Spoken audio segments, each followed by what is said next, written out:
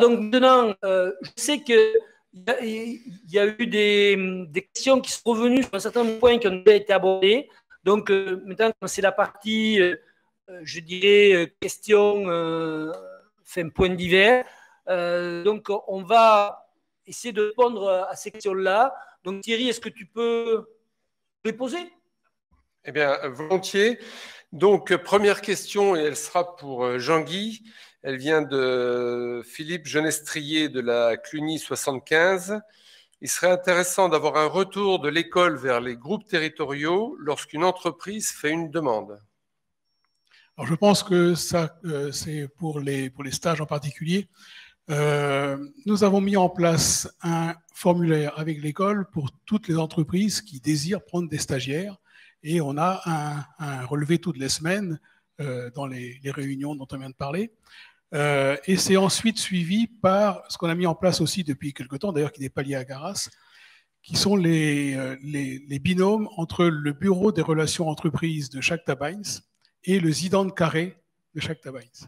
Et ce binôme suit toutes les opérations. Donc on peut demander au Zidane carré qui est concerné une remontée.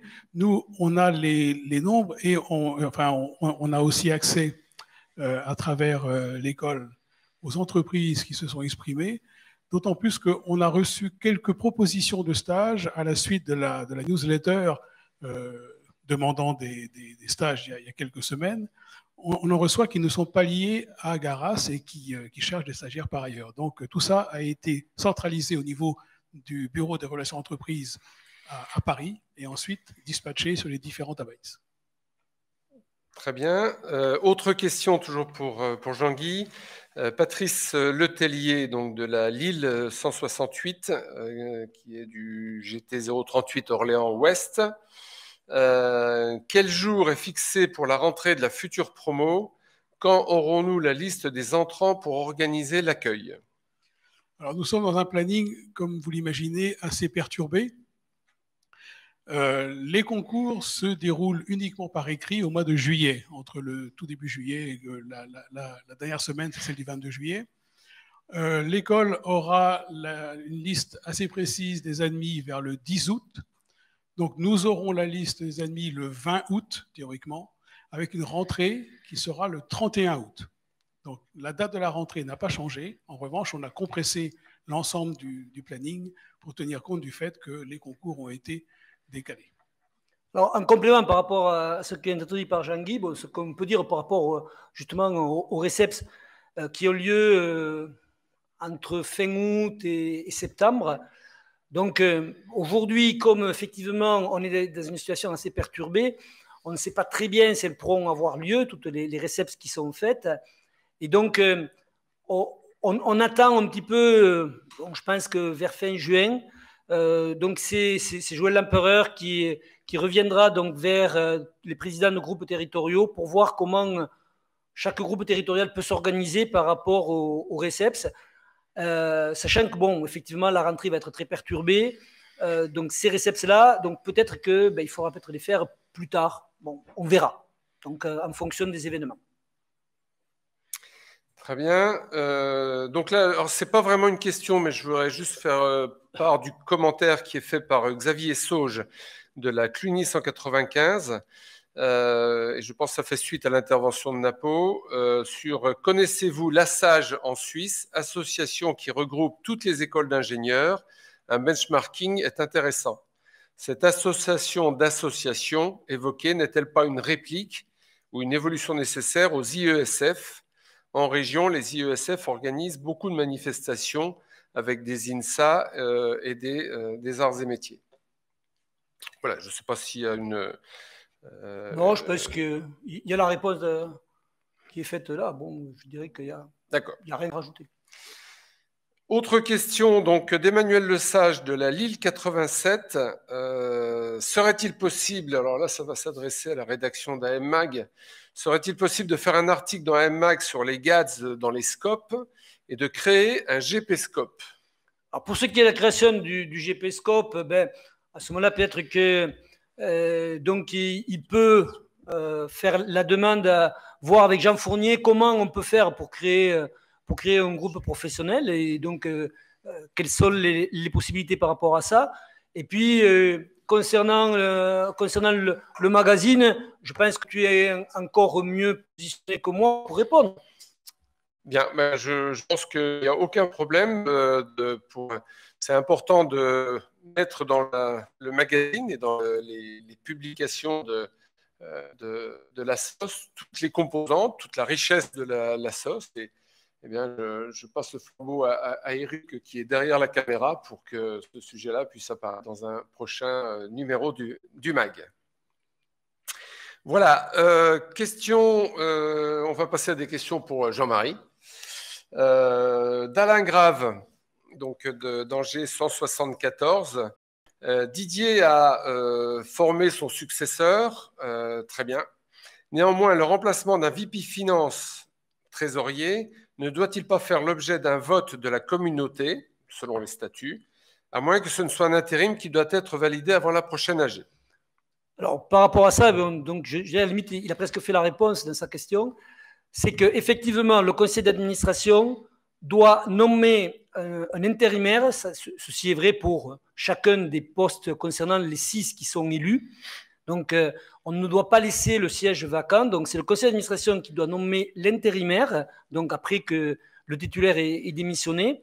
Et l'intérimaire, il est nommé jusqu'à la prochaine assemblée générale, donc dans notre cas. Donc, Frédéric Tremblay sera nommé jusqu'à la prochaine assemblée générale qui sera le 28 novembre 2020. Parfait. Une autre question de Jean-Charles Herry, donc de la Angers 86. Pourquoi le président de Lyon dit qu'ils ne sont toujours pas passés sous égide, alors que cela est écrit dans le bloc de présentation et était prévu depuis 2017? Alors, par rapport à cela, bon, je dirais que ce serait très long d'expliquer tout ce qui s'est passé. Effectivement, donc, 2017, c'est que le groupe de Lyon passait. Mais pour passer sous égide, il y avait un certain nombre de conditions administratives, plus particulièrement au niveau du groupe de Lyon à faire. Et donc, entre autres, pourquoi? Parce qu'ils étaient avec une association. Cette association possédait un immeuble. Donc, de ce fait, il fallait vendre l'immeuble, dissoudre l'association, etc. Et donc, là, on est arrivé au bout, je dirais, de ces différents périples. Et ensuite, bien sûr, il fallait que le groupe prenne là-dessus des délibérations. On est arrivé au bout de ce périple. Et je disais tout à l'heure, quand on a parlé par rapport à la convention qui allait être signée, maintenant, ce que je peux vous dire, c'est qu'à cette heure-ci, les conventions sont signées. Voilà. Parfait. Alors, excusez-moi, je cherche. Donc, il y a une question pour, en fait, Thierry Mété, donc, qui est en ligne. Donc, la question, je la lis. Elle vient d'Hervé Vimon, Angers 183. Les élèves et les archis s'inquiètent de l'état de bâtiment du campus d'Angers, aussi bien pédagogique qu'associatif. Quel est le projet de l'école pour remettre ce campus au niveau d'une grande école?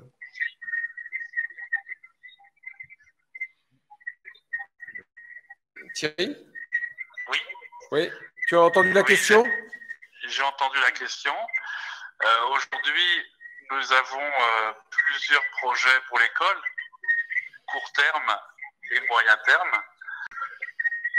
C'est sûr que pour le court terme, nous allons faire en sorte que les élèves aient tous les locaux disponibles pour faire la rentrée et la vie à l'école.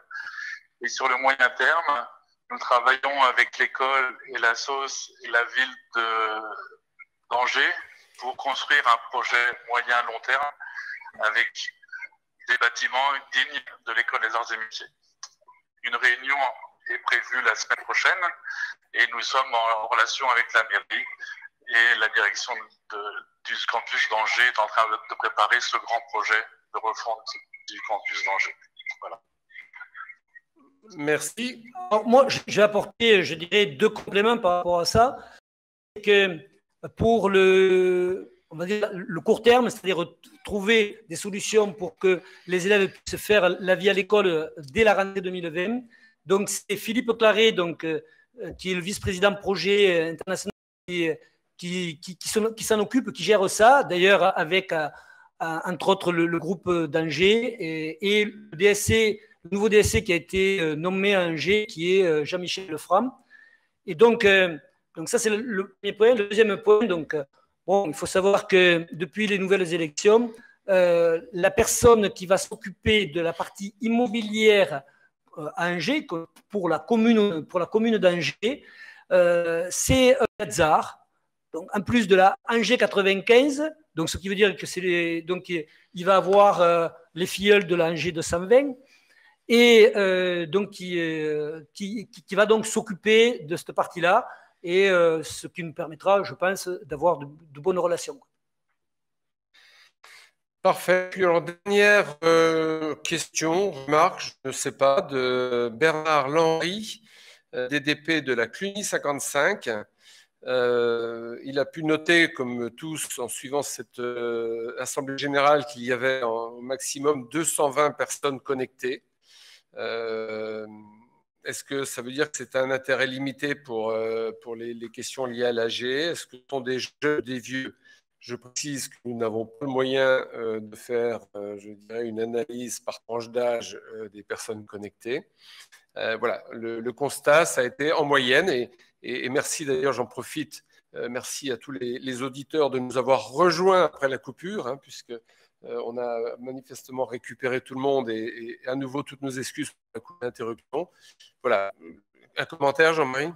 C'est-à-dire, bon, c'est peut-être le format d'Assemblée Générale. Alors déjà, bon, premier point, statutairement, on est une association, donc on doit tenir nos deux assemblées générales chaque année.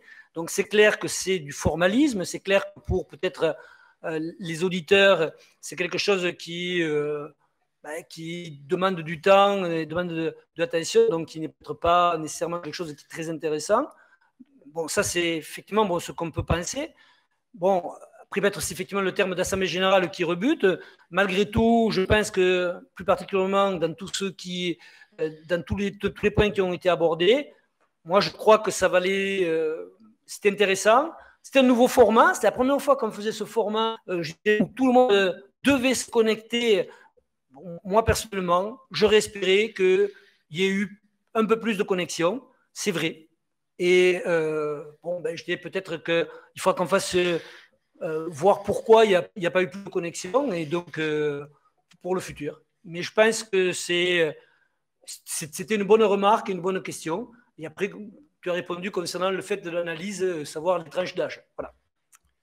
Voilà, et il y a une dernière question, une nouvelle question qui vient d'arriver, donc à nouveau de Jean-Charles Herry, donc qui est toujours de la Angers 86. Est-ce que tu peux faire un point sur l'avancement des recrutements du délégué général et du DAF? Il introduit bien par rapport à ce que je voulais dire en conclusion. C'était préparé? C'était préparé. Donc, la question. Alors, justement, ça n'était pas préparé, mais par contre, je trouve qu'il introduit bien ce que je voulais dire. Je dirais en termes de conclusion, c'est comme donc vous devez le savoir, donc on a lancé le recrutement d'un DAF. Alors, moi, j'ai mis DAF DO pour directeur des opérations, et d'un DG. Ces deux recrutements donc seront bouclés à la fin du mois de juin. Alors, concernant le poste de DAF, on a ouvert au non-Gazar. Donc, il y avait les Gazars qui pouvaient candidater, il y avait les non-Gazars qui candidataient. Concernant le poste de DG, par contre, là, c'était réservé aux Gazars. Et donc, on a eu des candidatures de qualité pour les deux postes. Donc, le choix est difficile. Actuellement, ce qu'on peut dire, c'est qu'il y a une commission RH donc, qui a vu tous les candidats, qui a fait une shortlist.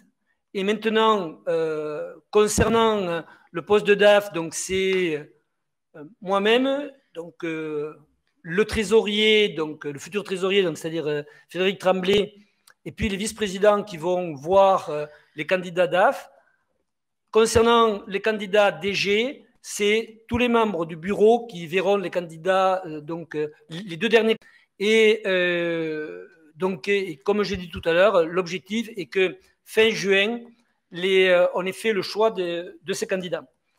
Donc, ce qu'il faut que vous sachiez, c'est que, mais je pense que tout le monde le sait déjà, c'est qu'en attendant que ces recrutements se concrétisent, Michel Collet, donc Angers 70, et qui a été délégué général de la SOS de 2009 à 2012, assure l'intérim bénévolement.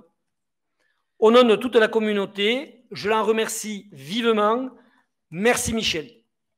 Voilà, ce sera la conclusion pour cette Assemblée générale.